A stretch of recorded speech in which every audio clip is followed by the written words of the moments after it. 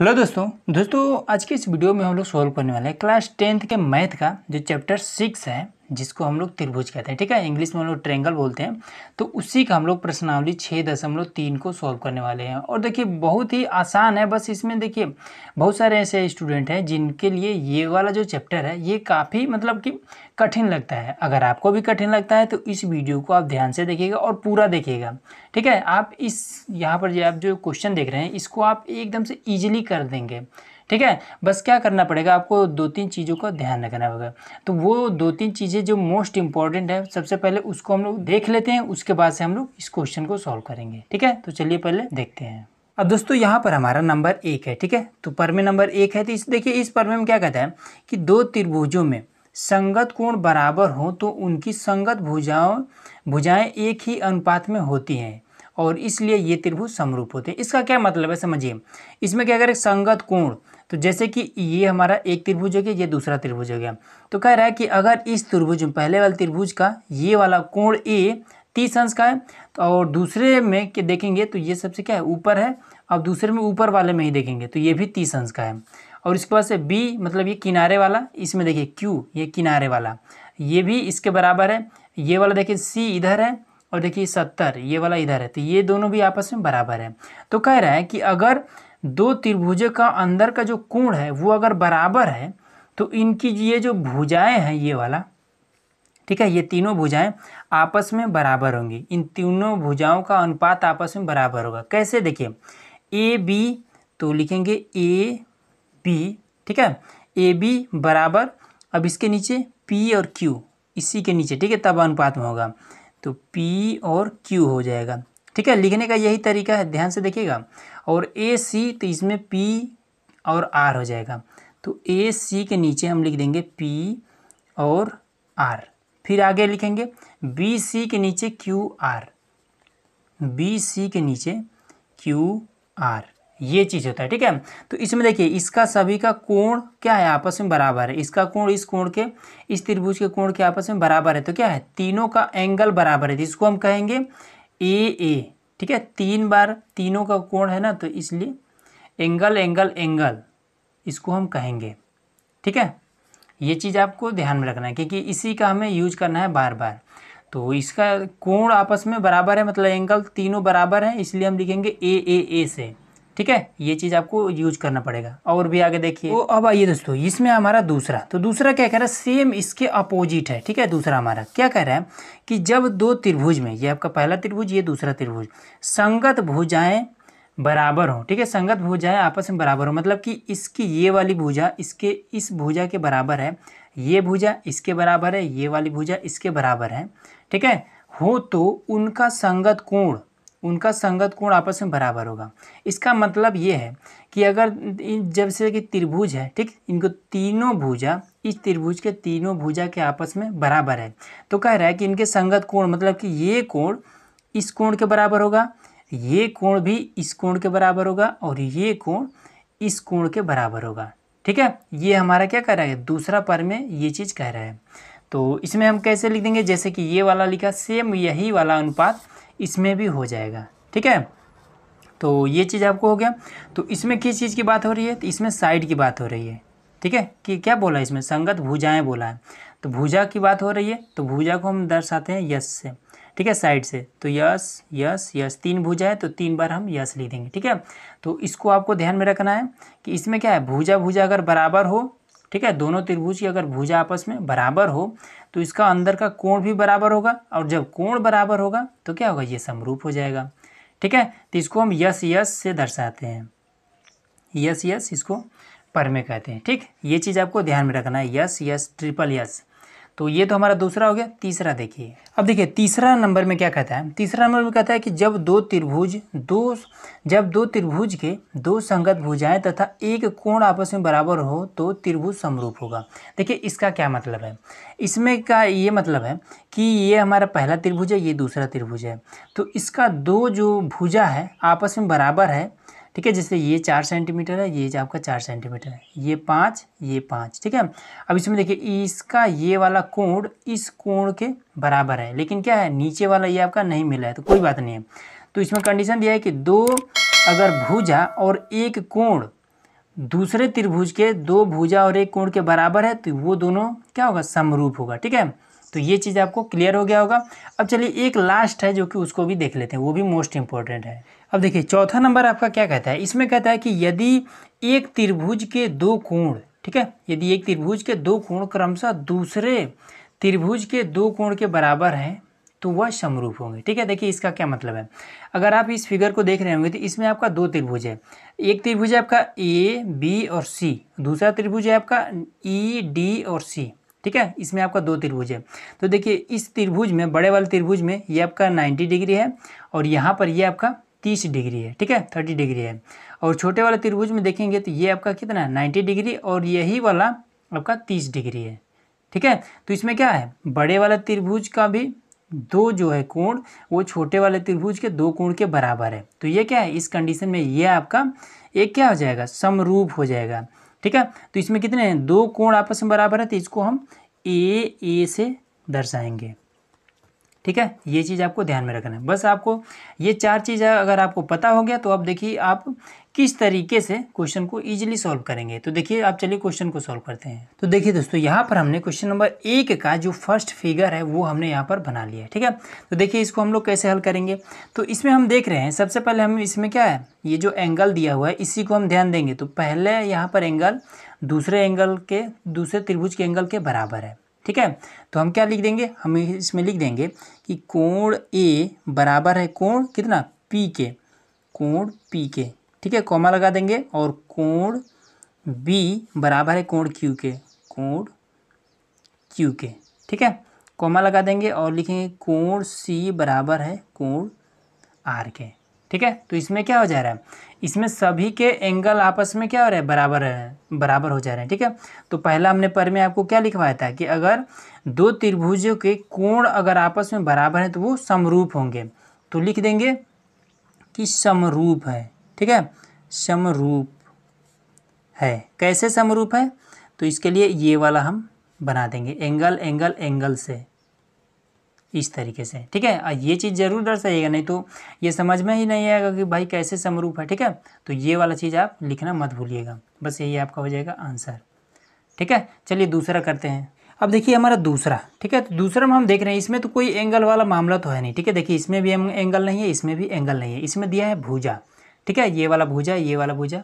तो इसको हम लिखेंगे कैसे, तो सबसे पहले समझिए, छोटे वाले इस वाले त्रिभुज में अगर हम देखेंगे तो सबसे छोटा कौन है, सबसे छोटा लीजिए या फिर सबसे बड़ा लीजिए। ठीक है, तो देखिए सबसे छोटा से शुरुआत करें तो सबसे छोटा ये वाला है 2।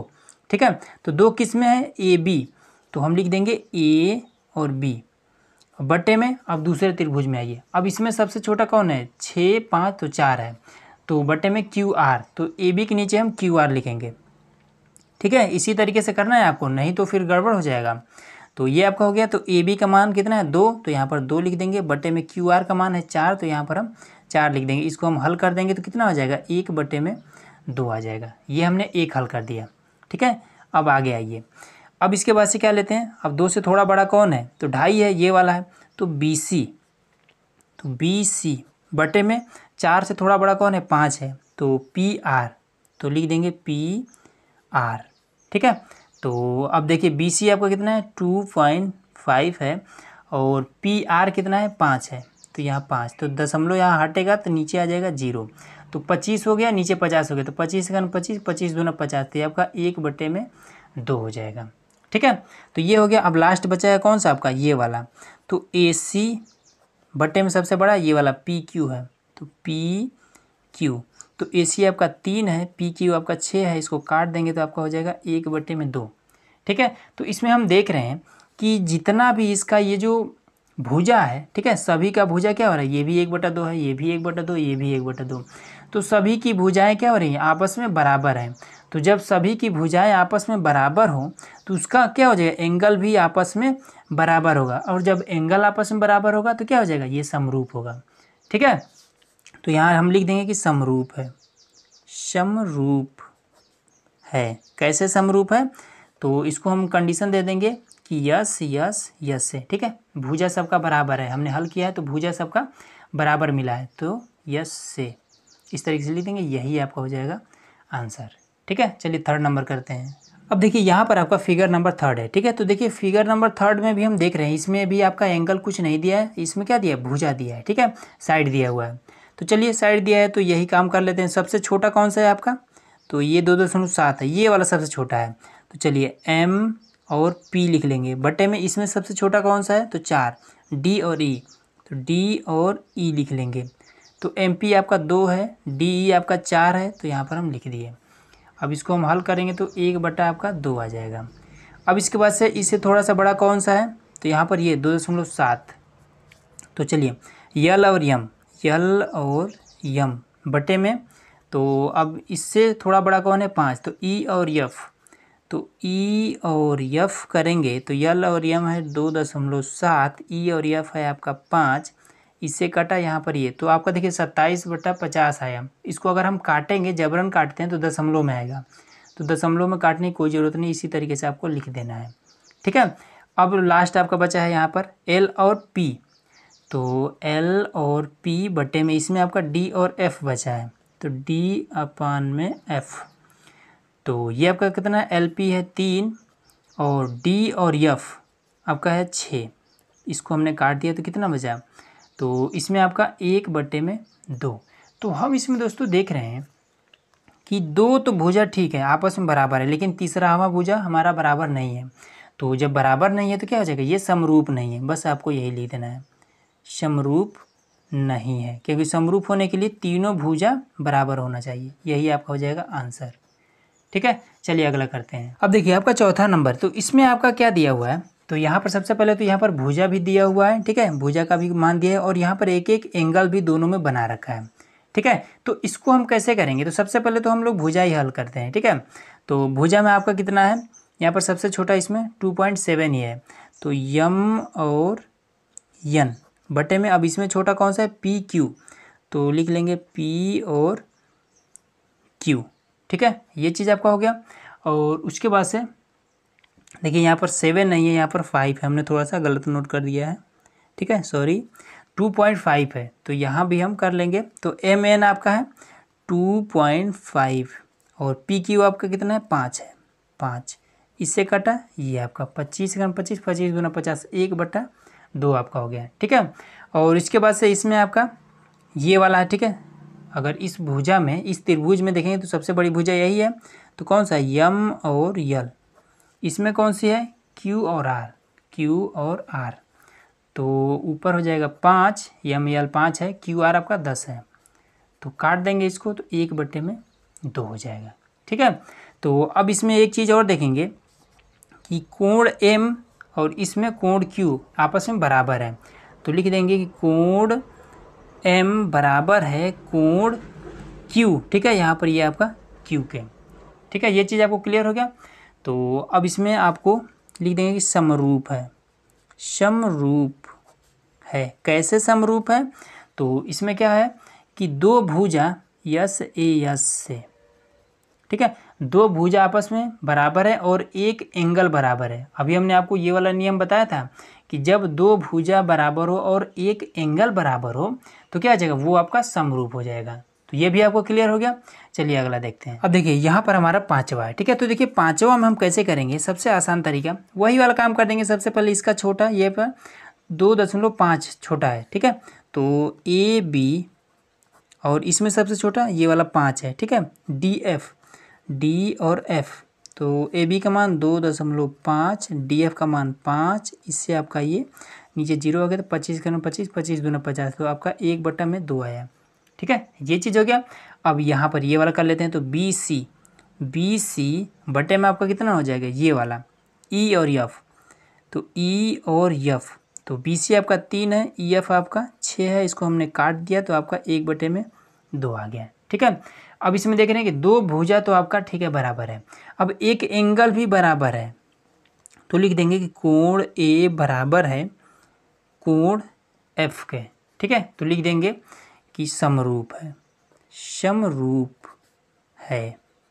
कैसे समरूप है, यस ए यस से, ठीक है, साइड और एक एंगल और एक साइड होगा, सॉरी यहाँ पर साइड रहेगा, ठीक है, दो साइड और एक एंगल आपस में बराबर है, इसलिए ये आपका समरूप है। ठीक है, इस चीज़ को आप ऐसे भी लिख सकते हैं। देखिए यहाँ पर मैं आपको एक और तरीका बताता हूँ, हिंदी में लिखिए या फिर इस तरीके से लिख दीजिए। क्या है आपका ABC, तो लिख देंगे कि त्रिभुज ABC समरूप, समरूप का ये आपका सिंबल है। ठीक है, समरूप है DEF के, त्रिभुज DEF। आप इस तरीके से लिखिए या फिर ये तरीका लिखिए, दोनों आपका सही है। ठीक है, चलिए अगला करते हैं। दोस्तों यहाँ पर हमारा क्वेश्चन नंबर है आपका 1 का ही ये छठा नंबर है। ठीक है, छठा फिगर है। तो देखिए इसमें आपको क्या करेंगे, तो इसमें हम देख रहे हैं कि ये वाला फिगर इस फिगर के बराबर है। चलिए ठीक है, अब ये वाला फिगर यहाँ पर 30 डिग्री है, तो इसमें क्या है, यहाँ पर तो 0 डिग्री है। तो ये क्या है, ये आपका क्या है, समरूप नहीं है, क्योंकि हमने लास्ट में आपको लिखवाया था कि अगर दो कोण भी, अगर एक त्रिभुज के दो कोण भी आपस में अगर बराबर रहते हैं तो भी आपका समरूप हो जाएगा। तो एक एक तो यहाँ पर बराबर है, ठीक है, लेकिन यहाँ पर अगर दूसरा देखें तो 30 डिग्री है, या इसमें अगर दूसरा देखें तो 0 डिग्री है। तो ये आपका क्या है, समरूप नहीं है। तो लिख देंगे समरूप नहीं है, समरूप नहीं है। ठीक है, यही आपका हो जाएगा आंसर। चलिए आपको ये क्वेश्चन नंबर 1 आपका कंप्लीट हो गया। अब चलिए दूसरा क्वेश्चन देखते हैं। अब दोस्तों यहाँ पर हमारा क्वेश्चन नंबर दूसरा है। ठीक है, तो फिगर यहाँ पर बना दिया है और स्क्रीन पर आपको क्वेश्चन दिखाई दे रहा होगा। तो देखिए क्वेश्चन में आपको क्या कहा जा रहा है कि आपका त्रिभुज ODC, ठीक है, देखिए यहाँ पर ये आपका O है, तो ODC समरूप है, किसके समरूप है, OBA के, OBA के। ठीक है, तो ये चीज़ तो इसमें क्लियर कर दिया है कि ये वाला त्रिभुज है इस त्रिभुज के समरूप है। ठीक है दोस्तों, एक चीज़ और कि अगर आप इस क्वेश्चन को मतलब इजीली करना चाहते हैं तो आपको एक चीज़ आपको पता होना चाहिए। ठीक है, कि एकांतर कोण क्या होता है और उसके बाद शीर्षाभिमुख कोण क्या होते हैं। अगर ये चीज़ें पता है तो आप इसको इजीली कर लेंगे। ठीक है, तो इस चीज़ को अगर आप विस्तार रूप से जानना चाहते हैं तो स्क्रीन पर जो आपको थंबनेल दिखाई दे रहा है उस वाले वीडियो को आप जाकर जरूर देखिएगा। ठीक है, बहुत ही छोटा सा वीडियो है, तो उसको अगर देख लेते हैं ये सारा चीज़ आपको ईजिली, इसको तो आप एकदम से ईजिली कर पाएंगे। ठीक है, तो चलिए सबसे पहले इसमें क्वेश्चन में देख लेते हैं। तो देखिए क्वेश्चन को आपको हल कैसे करना है, तो सबसे पहले तो आपको हल इस तरीके से लिख लेना है। उसके बाद से आपको पहला हेडिंग डालना है कि दिया है। ठीक है, दिया है तो जो आपको क्वेश्चन में दिखाई दे रहा है उसको आपको लिख देना है। ठीक है, तो इसमें क्या दिया है कि कोण BOC बराबर में आपका कितना है, देखिए यही वाला है BOC आपका कितना है 125 अंश, 125 अंश। ठीक है, और उसके बाद से कितना है कि CDO 70 अंश। ठीक है, C यहाँ पर देखिए C और उसके बाद से DO आपका है 70 अंश, यहाँ पर दे रखा है। तो चलिए कोण CDO बराबर में आपका है 70 डिग्री। ठीक है, तो और एक चीज़ इसमें और दिया है कि त्रिभुज DOC या फिर ODC कुछ भी करिए, समरूप है AOB के। ठीक है, ये चीज़ इसमें दे रखा है। अब इसके बाद से हमें करना क्या है, हमें इसमें बताना है कि कोण DOC बराबर क्या होगा। ठीक है, और बताना है कि DCO बराबर क्या होगा, और तीसरा हमें बताना है कि कोण AOAB बराबर क्या होगा। ठीक है, ये तीनों चीज़ हमें बताना है। तो देखिए इसका एक नियम होता है। सबसे पहले तो आपको शीर्षाभिमुख कोण पता होना चाहिए। तो शीर्षाभिमुख कोण क्या होता है कि जैसे अगर इसको हम इस तरीके से घेर देते हैं, ठीक है, अगर हम इसको इस तरीके से घेर देते हैं तो क्या हो जाएगा, ये भी और ये भी, ये दोनों आपका एक त्रिभुज बन जाएगा। ठीक है, तो जब दो त्रिभुजों का एक शीर्ष आपस में जुड़ा होता है तो उसको हम शीर्षाभिमुख कोण कहते हैं। तो शीर्षाभिमुख कोण का खासियत ये होता है कि अगर इधर वाला कोण आपका 125 डिग्री है तो इधर वाला कोण भी आपका 125 डिग्री होगा। ठीक है, तो ये इधर 125, ये आपका इधर हो गया 125, तो ये दोनों मिलाकर कितना हो गया 125 आपका 250 डिग्री हो गया। ठीक है, अब देखिए टोटल आपका अगर कोण देखा जाए, अगर इसको भी अगर निकालना हो और इसको भी निकालना हो तो ये टोटल कितना हो जाएगा, टोटल आपका 360 डिग्री का होता है। पूरा एंगल आपका 360 डिग्री का होता है। ठीक है, तो 360 डिग्री में से 250 तो कितना हो जा रहा है, ये वाला और ये वाला दोनों मिलकर हो जा रहा है 250। तो 360 में से अगर 250 को निकाल देते हैं तो कितना आपका 110 बच जाएगा। ठीक है, यही चीज़ आपको ध्यान देना है। तो 110 को क्या करेंगे कि इन दोनों के लिए हम तोड़ के दे देंगे। ठीक है, तो 110 यहाँ पर है और एंगल हमारे पास 2 अभी बचा है, क्योंकि इसका 125 और इसका 125 हमें पता हो गया। अभी भी हमारे पास ये वाला एंगल और ये वाला एंगल बचा हुआ है। ठीक है, तो हम क्या करेंगे 110 को तोड़ करके और आधा इसको दे देंगे, आधा इसको दे देंगे। तो जब देंगे तो इसको मिल जाएगा 55 और इसको मिल जाएगा आपका 55। ठीक है, इसका 125 है तो इसका भी 125 होगा। कैसे? शीर्षाभिमुख कोण से। ठीक है, ये चीज़ आपको क्लियर हो गया। तो अब देखिए, अब आपको पता होना चाहिए एकांतर कोण। ठीक है, एकांतर कोण में क्या होता है कि ये वाला अगर आपका 70 डिग्री है तो इधर ये वाला भी आपका 70 डिग्री होगा, यही होता है एकांतर कोण। ठीक है, तो यहाँ पर आपका क्या आप देख रहे हैं, इस वाले त्रिभुज में अगर आप देखेंगे तो एक त्रिभुज का एक कोण का मान क्या है यहाँ पर 55, दूसरे कोण का मान क्या है 70। अब तीसरे कोण का मान कैसे निकालेंगे? तो आपको पता होगा कि त्रिभुज के तीनों कोण का मान कितना होता है 180 अंश होता है। ठीक है, तो ऑलरेडी हमारे पास 70 और यहाँ पर ये आपका 55 कितना हो जाएगा 125 डिग्री है। ठीक है, ये वाला हमारे पास कितना है ऑलरेडी हमारे पास 125 डिग्री है, तो इसका कितना हो जाएगा तो 125 डिग्री है। इसमें अगर हम 55 और ऐड कर दें तो ये हमारा कितना हो जाएगा 5 में 10 180 डिग्री हो जाएगा। ठीक है, तो मतलब कि इसका अगर 55 है, इसका अगर 70 है तो इसका कितना हो जाएगा, इसका भी आपका 55 हो जाएगा। ठीक है, तो चीज़ें समझ में आ रही होंगी, यही हमें उम्मीद है। तो देखिए अब एकांतर कोण से क्या होगा, ये अगर 55 है तो ये भी आपका कितना हो जाएगा 55 हो जाएगा। ठीक है, तो अब इस तरीके से आपका पूरा क्लियर हो गया। तो अब देखिए इसमें हमें बताना क्या है कोण DOC, तो हमें बीच वाले पर ही कॉन्सेंट्रेट करना है। ठीक है, बीच वाला एंगल हमें बताना है। तो देखिए D है, ये आपका O है, ये आपका C है, तो बीच वाला कितना है ये आपका 55 है, तो यहाँ पर हम लिख देंगे 55 डिग्री है। अब इसके बाद से कोण DCO, बीच वाले पे हमें कॉन्सेंट्रेट करना है, तो C हमें बताना है। तो इसमें देखिए C कहाँ पर है, तो D और C और O, तो यहाँ पर ये भी आपका 55 डिग्री है। ठीक है, तो यहाँ पर 55 लिख देंगे। बहुत आसान है, बस आपको छोटी छोटी चीज़ों को ध्यान में रखना है। OAB, बीच वाला पर ध्यान देना है हमें। तो O तो यहाँ है, A यहाँ है, B यहाँ पर है। देखिए ये भी 55 है, तो यहाँ पर आपको 55 लिख देना है, बस यही आपका हो जाएगा आंसर। ठीक है दोस्तों, चलिए अगला करते हैं। दोस्तों आपका क्वेश्चन नंबर तीसरा जो कि स्क्रीन पर दिखाई दे रहा होगा, तो उसमें क्या कह रहा है कि एक समलंब ABCD जिसमें AB समांतर DC है। ठीक है, तो सबसे पहले तो एक समलंब बना लेते हैं। समलंब कैसे होता है, ये इस तरीके से होता है, ये आपका समलंब हो गया ये। ठीक है, ये समलंब हो गया। तो इसमें आपका क्या कह रहा है कि इसको मान लेते हैं A, इसको मान लेते हैं B, इसको मान लेते हैं C और इसको मान लेते हैं D। ठीक है, तो AB DC के समांतर है। तो देखिए आपको दिख भी रहा होगा कि DC के समांतर है। ठीक है, ये वाला इसके समांतर है ना, तो चलिए ये तो आपका समांतर हो गया। उसके बाद से आगे आपका क्या कह रहा है कि के विकर्ण AC और BD O पर परस्पर काटते हैं। तो AC A यहाँ पर है, C यहाँ पर है, तो चलिए इसके विकर्ण ये इस तरीके से होते हैं। ठीक है, तिरछा तिरछा मिला देते हैं, यही आपका विकर्ण होता है। अब इसके बाद से BD, तो B और D, तो यहाँ पर ये आपका BD हो गया। तो कह रहा है O पर काटते हैं, तो देखिए यहीं पर तो कट रहा है, तो इसको हम O मान लेंगे। ठीक है, ये चीज़ भी आपका क्लियर हो गया। अब इसमें आगे देखिए, अब क्या कह रहता है कि दो त्रिभुजों की समरूपता कसौटी का प्रयोग करते हुए दर्शाइए कि OA, ठीक है, इसमें क्या रहा है कि दर्शाइए कि OA और बटे में OC कहाँ पर है, तो देखिए OA, तो इसको थोड़ा सा हम लोग डार्क कर लेते हैं। ठीक है, OA और बटे में OC, ये वाला भी। ठीक है, इसको हम डार्क कर लेंगे ताकि आपको हल करने में आसानी हो। OC और बराबर में OB कहाँ है, O और B, तो चलिए इसको भी डार्क कर लेते हैं, OB और बटे में OD, तो ये भी डार्क कर लेते हैं आपका OD। ये मतलब कि ये वाला आपका एक त्रिभुज बन जा रहा है और ये वाला आपका त्रिभुज बन जा रहा है। ठीक है, तो ये और ये इन्हीं दोनों त्रिभुजों में हमें बताना है। क्या बताना है, तो सबसे पहले इसको लिखने का तरीका देखिए।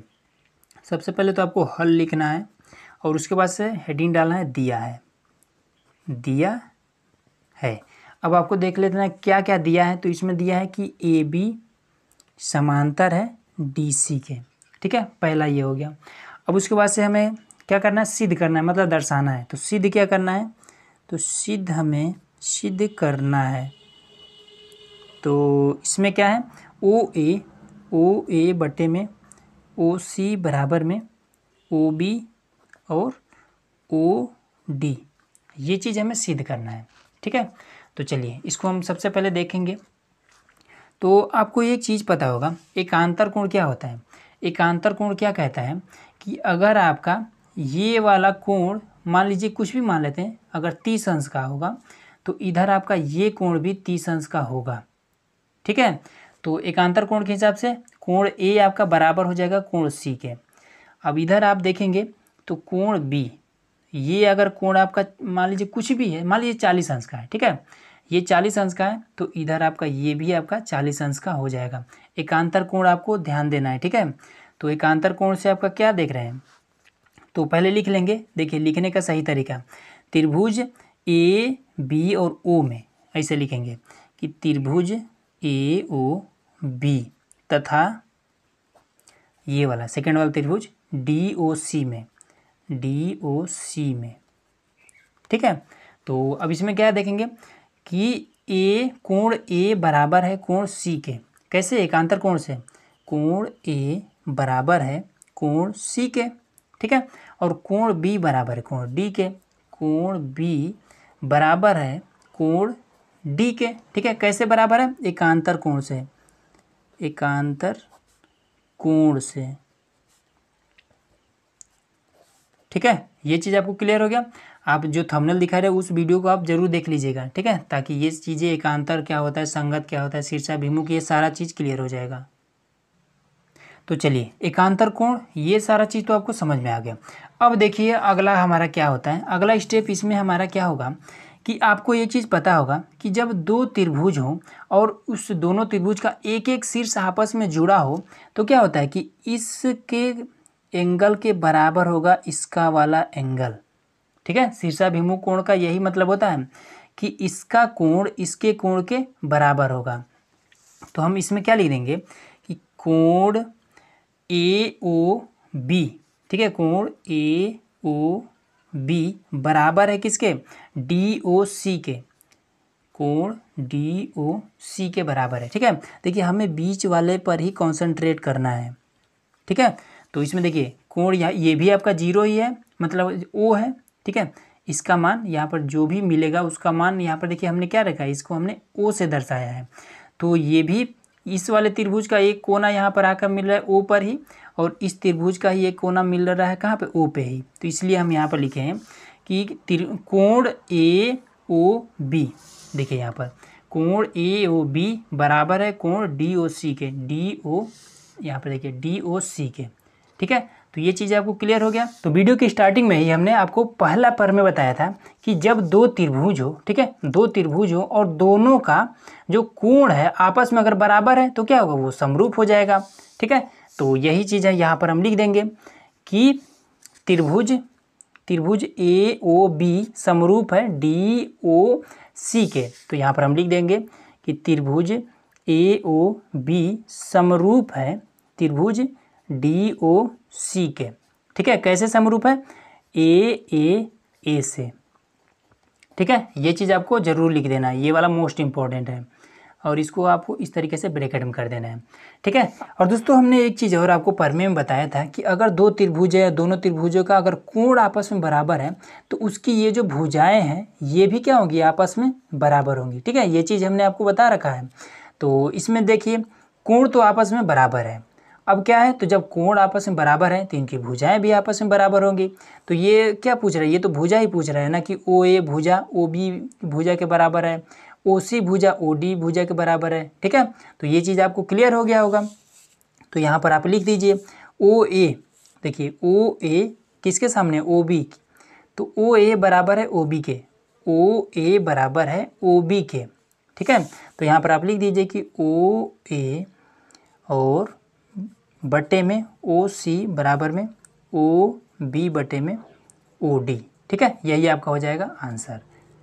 तो बस दोस्तों आज के वीडियो में बस इतना ही। तो चलिए मिलते हैं इसके नेक्स्ट पार्ट में, जिसमें हम लोग क्वेश्चन नंबर 3 से आगे सॉल्व करेंगे। ठीक है, तो आज का वीडियो आप लोग कैसा लगा कमेंट बॉक्स में जरूर बताइएगा। चैनल पर नए हैं तो सब्सक्राइब जरूर करिए।